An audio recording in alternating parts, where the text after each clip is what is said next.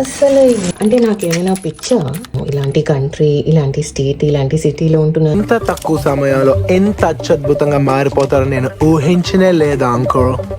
పొద్దున బయట దరిద్రమైన స్నో విజువల్ చూసి ప్రోక్రాస్టినేషన్, డెలిబరేషన్, కాంటంప్లేషన్ లాంటివన్నీ వచ్చి ఏం ప్రాబ్లం వచ్చినా స్నానం చేసి పూజ చేసుకుంటే అన్ని సెట్ అవుతాయి అంటారు కదా, అలాగే డిసైడ్ అయ్యా. మళ్ళీ ఇదే వైట్ జాకెట్ లో ఉన్నాను ఎందుకు అనుకున్నారా? అయ్యో స్నానం చేసి బట్టలు మార్చుకున్నానండి. ఆ వైట్ జాకెట్ నా ఇండోర్ జాకెట్. బోల్ అన్ని ఐటమ్స్ వండాను కానీ ఒక ఐటమే నేను రికార్డ్ చేశాను. పాపాయ్ లాగా ఫుల్ స్ట్రాంగ్ అయిపోవాలని పాలకూర సబ్జీ వండుకున్నాను. ఇది మహారాష్ట్రన్ స్టైల్ రెసిపీ. ఈ లోపల మా పనివాడు పనికి వచ్చాడండి. ఇవాళ వీడి మొహంకి వీడియో తీస్తున్నానని ఎక్స్ట్రా షో ఆఫర్ చేస్తున్నాడు. మరి ఈ కార్నర్ కి వెళ్తూ వచ్చేస్తున్నాడు.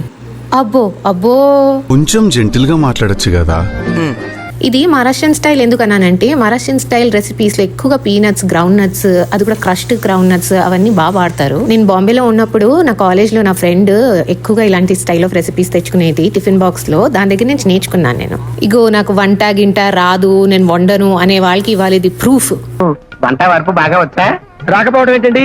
గుత్తి వంకాయ కూర వండాడంటే తొక్కలో గుమ్మలు ఆడిపోవాల్సిందే. నా కాల్స్ స్టార్ట్ అయ్యే ముందర ఈ ఒక్క ఏరియా క్లీన్ చేసుకుందాం అని పెట్టుకున్నాను. 1 month అయింది అట్లాంటా నుంచి వచ్చి ఆ బ్యాగ్ అక్కడే పడేసాను. అసలు నాకు సిగ్గు వచ్చింది. అమ్మయ్య ఇంకా 4 నెలల దాకా క్లీన్ చేయక్కర్లేదు. జోకింగ్ అండి. ఫాలో చేసుకోండి. రేపు స్నో డే, మళ్ళీ కలుస్తా.